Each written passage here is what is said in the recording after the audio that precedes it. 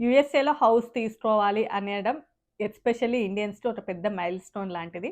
ఎవరైతే యూఎస్ఏలోనే సెటిల్ అయిపోదాము ఫ్యూచర్‌లో అనుకునే వాళ్ళు తప్పకుండా హౌస్ అయితే ప్లాన్ చేస్తూ ఉంటారు.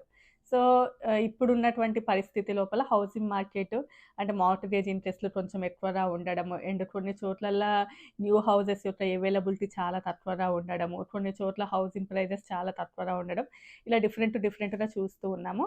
సో, రీసెంట్‌గా ట్రంప్ ఏంటంటే ఒక ఎగ్జిక్యూటివ్ ఆర్డర్ మీదైతే సైన్ చేశారు. అది బిల్డర్స్‌కి అండ్ ఎవరైతే బయర్స్ ఉంటారో వాళ్ళకి ఇద్దరికీ కూడా కొంచెం పాజిటివ్‌గా ఉండేలాగా అసలేంటి దాని బ్యాక్ ఎండ్ స్టోరీ ఏంటనేదైతే ఈ వీడియోలో షేర్ చేద్దాం అనుకుంటున్నాను. సో, ఇంకెవరైనా న్యూగా మన ఛానెల్‌ని చూస్తున్నట్లయితే తప్పకుండా సబ్స్క్రైబ్ చేసుకొని వీడియోనైతే లైక్ చేయండి. అండ్ ఎవరికైనా యూజ్ అవుతదనుకుంటే షేర్ చేయండి. సో, డైలీ చూసే వాళ్ళైతే లైక్ కొట్టి వీడియో చూడడం స్టార్ట్ చేయండి. న్యూగా చూసే వాళ్ళైతే అట్‌లీస్ట్ ఒక సబ్స్క్రైబ్ అయితే చేసుకోండి. లైక్ చేయడం వల్ల కొంచెం ఎక్కువ మందికి రీచ్ అవుతదంతే. సరే ఇంక మనమైతే టాపిక్‌లోకొస్తే ఎస్పెషల్లీ అమెరికన్స్‌తో కంపేర్ చేస్తే ఇండియన్స్‌కి హౌస్ అనేది చాలా వరకు అది లయబిలిటా, ఎసెటా అయన్నీ పక్కన పెడితే అది మనకంటూ ఒక లైఫ్‌లో తప్పకుండా ఉండాలి అని అనుకుంటాము. అది యూఎస్ఏలో ఉండే ఇండియన్సే కానియండి, ఈవెన్ ఇండియాలో ఉన్న ఇండియన్సే కానియండి, ఎవరైనా కూడా. అండ్ వీసా హోల్డర్స్ అయితే కొన్ని సంవత్సరాల తర్వాత అమెరికన్స్‌తో కంపేర్ చేస్తే ఇండియన్స్ కొంచెం ఈజీగా ఎఫర్డ్ చేయగలరు ఇక్కడ ఒక హౌస్ తీసుకోవడం. అంటే లోన్సే లేండి. లోన్స్ పెట్టుకొనే కానీ అండ్ అమెరికన్స్ ఏంటంటే చిన్న చిన్న జాబ్స్ ఉంటాయి. అండ్ ఇండియన్స్ ఏంటంటే వచ్చేటప్పుడు ఒక పెద్ద జాబ్ మీద ఇక్కడికొస్తారు కాబట్టి ఆ సాలరీస్ ఒకటి బ్యాలెన్స్ అవుతూ ఉంటాయి కాబట్టి మనం ఎఫర్ట్ చేయగలం అంతే. ఇప్పుడు ఇండియాలో ఉన్నా కూడా ఒక 2 హాస్పిటల్స్ ఉన్న డాక్టర్‌కి అండ్ రోజు కూలి పని చేసుకునే వాళ్ళకి ఎంత తేడా ఉంటదో అండ్ యూఎస్ఏలో కూడా డైలీ లేబర్ జాబ్స్ చేసుకునే వాళ్ళకి అండ్ మనం ఆల్రెడీ రావడమే ఒక ప్రొఫెషనల్ జాబ్ మీద వస్తాం కాబట్టి వాళ్ళకి డిఫరెన్స్ ఉంటది. అండ్ చాలామంది ఏంటి అంటే యూఎస్ఏలో ఉన్నటువంటి మన ఇండియన్స్ బాగా రిచ్ అయిపోతున్నారు అని అంటారు. రిచ్ అయిపోవడం ఏమీ లేదు. వచ్చేటప్పుడు ఒక మంచి జాబ్ మీద రావడం వలన అది చూడడానికి అలా కనిపిస్తూ ఉంటది. సరే అదంతా వేరే స్టోరీ అయినా కూడా ఇందులోని పార్టే కాబట్టి చెప్తున్నాను.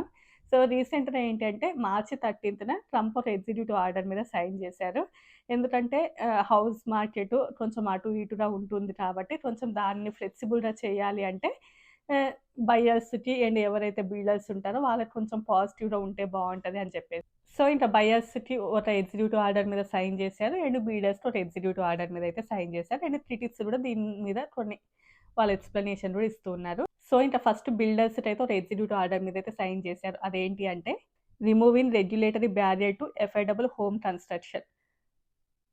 సో, ఇంకా యూఎస్ఏలో బిల్డర్స్ ఎవరైతే ఉంటారో వాళ్ళు ఒక హౌస్‌ని కన్‌స్ట్రక్ట్ చేసేటప్పుడు చాలా వరకు పర్మిషన్స్ తీసుకోవాల్సిందుంటది. చాలా ఏజెన్సీస్ ఉంటాయి. సో, వాళ్ళందరి దగ్గర నుంచి పర్మిషన్ రావాల్సిందుంటది. దానికేంటంటే చాలా వరకు టైమ్ టేకెన్ ఉంటది. అంటే అట్‌లీస్ట్ ఇట్ డిపెండ్స్ ఆన్ కొన్ని చోట్ల 180 డేస్, 200 డేస్ అన్ని డేస్ వరకు పర్మిషన్ అంటే దానికి చాలా టైం పడుతూ ఉంటది. సో, ఇంత టైం పడుతూ ఉన్నప్పుడు ఏంటి అంటే ఎంతో అంత వీళ్ళకి చార్జ్ చేయాల్సిందుంటది. ఎవరైతే బయర్స్ ఉంటారో వాళ్ళు కొంచెం చార్జ్ చేయాల్సిందుంటది.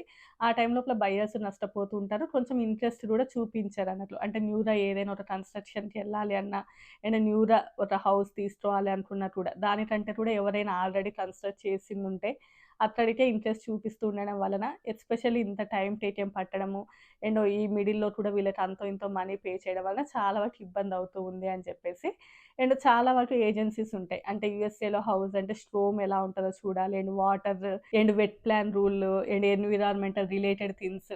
ఎందుకంటే ఇప్పుడు ఇక్కడ ఎప్పుడు స్ట్రోమ్ వస్తదో తెలీదు. ఎప్పుడు ఎండ ఉంటదో తెలీదు. ఎప్పుడు చలో తెలీదు. అంత డిఫరెంట్ ఎన్విరాన్మెంటల్ ఉంటది కాబట్టి వీటన్నిటిని కూడా సెటప్ చేయడం కోసం చాలా టైమ్ టేకెన్ ఉంటది. అండ్ ఆల్‌మోస్ట్ 15, 16 ఏజెన్సీస్ ఉంటాయి. సో, వాటన్నిటి దగ్గరికెళ్ళాలి. వాటి యొక్క పర్మిషన్ తీసుకోవాలి. అండ్ కొన్ని చోట్లలో ఏంటంటే చాలా స్ట్రిక్ట్ రూల్స్ ఉంటాయి. అంటే ఫర్ ఎగ్జాంపుల్ ఒక స్ట్రోమ్ రిలేటెడే అని అనుకోండి. సో, దానికి అన్నీ గూడా వాళ్ళు మెయింటైన్ చేస్తూ ఉంటారు. సో, అన్ని ప్రతి దాని దగ్గర గూడా చాలా టైమ్ టేకెన్ ప్రాసెస్ కాబట్టి, మొత్తానికి కూడా చాలా డేస్ టైమ్ అయితే తీసుకుంటారు కాబట్టి, ఇక ముందు నుంచి అంత టైం రాకుండా కొంచెం ఈజీగానే ఈ బిల్డర్స్ ఎవరైతే ఉంటారో వాళ్ళకి అంత టైం తీసుకోకుండా, ఆ టైమ్ గ్యాప్‌ననేది చాలా వరకు గూడా తగ్గించాలి అని జెప్పేసి దాని మీదయితే సైన్ అయితే చేశారు. అండ్ నెక్స్ట్ వన్ వచ్చేసి ఏంటంటే ఎవరైతే బయర్స్ ఉంటారో సో, వాళ్ళకి గూడా ఒక ఎగ్జిక్యూటివ్ ఆర్డర్. సో, ఇంకా బయర్స్‌కి ఏంటి అంటే promoting the access to mortgage credit. అంటే ఈ ఎగ్జిక్యూటివ్ ఆర్డర్ మీదయితే సైన్ జేశారు. 2008 ఆ టైం లోపల యూఎస్ఏలో మార్కెట్ అనేది చాలా వరకు గూడా అటు ఇటుగా ఉండడం వలన ఎస్పెషల్లీ ఈ ఎవరైతే బారోవర్స్ ఉంటారో బ్యాంక్ సైడ్ మెయిన్‌గా బ్యాంక్ సైడ్ ఎవరైతే ఇట్లా లోన్స్ ఎక్కువగా తీసుకుంటూ ఉంటారో వాళ్ళకి అసలు లోన్ ఇచ్చేటప్పుడు చాలా వరకు బ్యాక్ ఎండ్ చూడాలి. ఐ మీన్ అంటే యూఎస్ఏలో ఒక్కొక్క బ్యాంక్ ఒక్కొక్క విధంగా ఉంటది. అంటే కొన్ని బ్యాంక్స్ ఏంటంటే మార్ట్‌గేజ్ ఇస్తుంటాయి. కొన్ని బ్యాంక్స్ ఇవ్వకుండా ఉండడము. అండ్ సాలరీస్ ఎంత అండ్ బ్యాక్ ఎండ్‌లో అంతా చూస్తే చాలా వరకు కూడా టైమ్ టేకింగ్ ఉంటది. అండ్ రీసెంట్ టైమ్ లోపల వీసా హోల్డర్స్‌కి కూడా కొంచెం లోన్స్ ఇవ్వకుండా ఉండడం అది ఆల్రెడీ ఒక వీడియోలో చెప్పాలేండి కానీ అది వేరే స్టోరీ. సో, ఇంక ఈ మార్ట్‌గేజ్ లోన్‌కి చాలా టైం పడుతుంది కాబట్టి, దానిని గూడా చాలా వరకు సింప్లిఫై చేయాలి అని జెప్పేసి. అంటే సింప్లిఫై చేయడం అంటే కొన్ని బ్యాంక్స్ ఏంటంటే ఈజీగానే లోన్స్ ఇస్తూ ఉంటాయి. కొన్ని బ్యాంక్స్ ఏంటంటే చాలా టైమ్ టేకెన్ ఉంటది. బట్ అన్ని బ్యాంక్స్‌కి ఏంటంటే కొంచెం ఈ లోన్స్ ప్రాసెస్ అనేది ఈజీగా అయ్యేలాగా చేయాలి అని చెప్పేసి. ఎబిలిటీ టు రీపే అంటే ఎవరైతే ఇట్లా లోన్స్ కోసం వస్తూ ఉంటారో వాళ్ళకి ఈజీగా లోన్స్ వచ్చేలాగా చేస్తే అండ్ బారోవర్స్ ఎవరైతే ఉంటారో వాళ్ళకి కూడా కొంచెం హెల్ప్ అవుతది. అండ్ యూజ్ అవుతది. అండ్ బయట ఈ హౌసింగ్‌కి కూడా కొంచెం ఫ్లెక్సిబుల్‌గా ఉంటది అని చెప్పేసి ఈ రెండిటి మీద అయితే సైన్ చేశారు. సరే ఇంక ఇప్పుడు సైన్ చేశారు కాబట్టి మార్ట్‌గేజ్ లోన్స్ అండ్ వాటి యొక్క ఇంట్రెస్ట్ రేట్లు ఏమైనా తగ్గుతాయా? అండ్ నెక్స్ట్ వన్ వచ్చేసి ఇంత మనకి ప్రాసెస్ అనేది ఇది ఈజీగా అయిపోతదా అంటే ఇంకా జస్ట్ ఎగ్జిక్యూటివ్ ఆర్డర్ మీద సైన్ చేశారు. బట్ ఆ ఏజెన్సీస్ అన్నీ కూడా వింటాయా? అంటే చాలా ఏజెన్సీస్ ఉంటాయి కదా! 15-16 ఏజెన్సీస్ ప్రతి ఒక్కరు కూడా యాక్సెప్ట్ చేస్తారా? అంటే కొన్ని చోట్ల ఏంటి అంటే తప్పకుండా కూడా దీనికి టైమ్ టేకెన్ ఉంటది. ఇది తప్పకుండా మేము చాలా టైం తీసుకోవాలి అన్నారు అనుకోండి. సో, అక్కడ ఇంకేం చేయగలరు? ఏమి చేయలేరు. బట్ అట్‌లీస్ట్ కొన్ని ఏజెన్సీస్ అయినా గూడా వాటి యొక్క టైమ్ డిలేస్‌ని కొంచెం తగ్గించినట్లయితే ఎవరైతే బిల్డర్స్ ఉంటారో వాళ్ళకి హెల్ప్ అవుతది. అండ్ ఎవరైతే బయర్స్ ఉంటారో వాళ్ళకి కూడా హెల్ప్ అవుతది అని చెప్పేసి ఇలా న్యూ రూల్స్‌నైతే తీసుకొనొస్తున్నారు. అండ్ ఏఐని కూడా ఇంప్లిమెంట్ చేసి చాలా వరకు సింప్లిఫై చేయాలి ప్రాసెస్‌ని అని చెప్పి చూస్తున్నారు.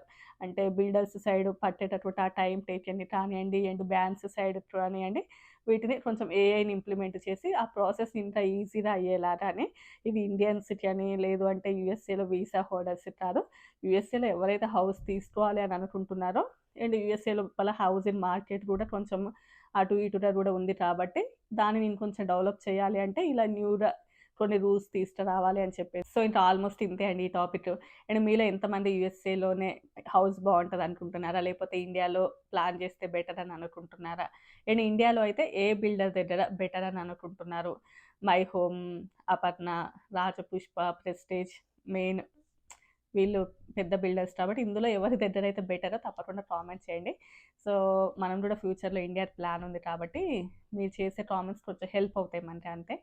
అండ్ ఇంకా చాలామంది అడుగుతూ ఉంటారు. ఎప్పుడైనా ఇట్లా చెప్పినప్పుడు మీరు అంతే అంటారు, రారు అని చెప్పేసి. మాకు ఇంకొక 2 ఇయర్స్ అని అనుకుంటున్నాము. బట్ చూడాలి ఇంకా పిల్లల స్కూల్స్, ఎడ్యుకేషన్ వాటన్నిటిని బేస్ చేసుకొని ఇప్పుడు ఇంకా చిన్న పిల్లలే కాబట్టి ఇక్కడ మేనేజ్ అవుతుంది. బట్ ఎట్లైనా ఇండియాకి వస్తే చాలా ప్రాబ్లమ్ క్రియేట్ అవుతది. But will see. అవన్నీ కూడా మనం ఒక వ్లాగ్స్ ఛానెల్ పెడదాం అనుకుంటున్నాను. ఫ్యూచర్‌లో పెడితే అందులో అవన్నీ షేర్ చేస్తా. ఈ ఛానెల్ మాత్రం ఎప్పుడు కూడా ఇన్ఫర్మేషన్‌నే షేర్ చేయడానికి ఉంచుదాం అనేసి. సరే. నచ్చితే వీడియోస్ లైక్ చేయండి, షేర్ చేయండి, సబ్స్క్రైబ్ చేసుకోండి. Bye bye.